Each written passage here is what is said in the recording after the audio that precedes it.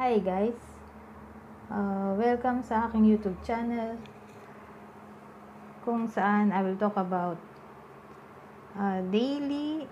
October 18, 2019 daily message about love and friendship. Okay? For personal reading, kindly check out the description down below. So, simula na tayo. So, anong pwedeng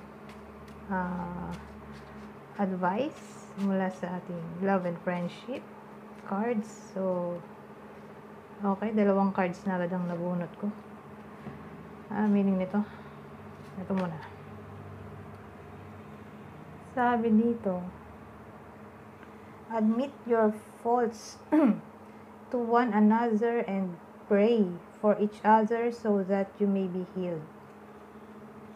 Okay? So, ano bang ibig sabihin nito?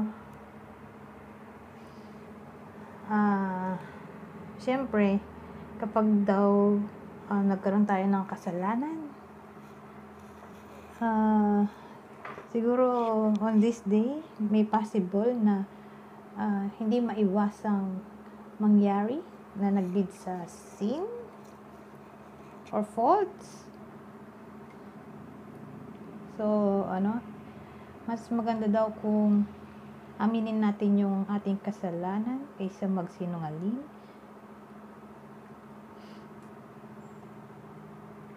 And pray for each other. At bukod sa aminin ang pagkakamali ay mag-pray para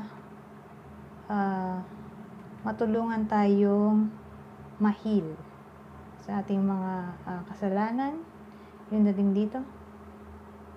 So, punta naman tayo sa second card.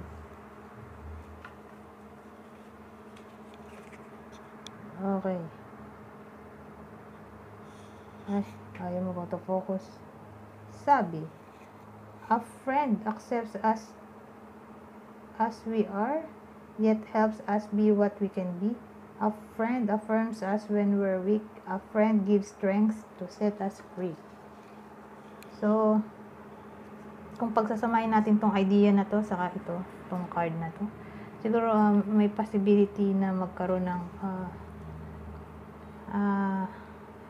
problema regarding friendship. Okay, sa friendship to, hindi relationship. Doon ko nakikita to. Parang may possibility ng secrecy or faults tungkol sa pagkakaibigan. So, ang sabi dito, kung totoong kaibigan talaga yung kaibigan mo, matatanggap ka for who you are at willing ang isa sa inyo na mag-forgive, babaan ng pride para lang ma-survive yung friendship. Kasi wala namang taong perfecto, lahat ay nagkakamali. Yun ang dating.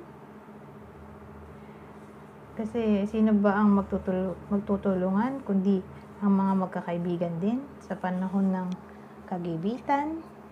At ang friend daw ang magbibigay ng lakas sa iyo sa panahon ng crisis. Yun ang nakikita ko dito. Pero dahil 5 minutes na, mukhang hanggang dito na lang ang aking reading kasi quick reading lang ito. So overall, message for today ay matuto tayong i-admit ang ating pagkakamali, mag-pray, pahalaga ng friendship. Yun ang dating. Yun ang message dito. So I think that's it for now, guys. Thanks for watching. Please don't forget to like, subscribe, and share my videos to help me grow my YouTube channel. So again, thanks for watching. Goodbye for now.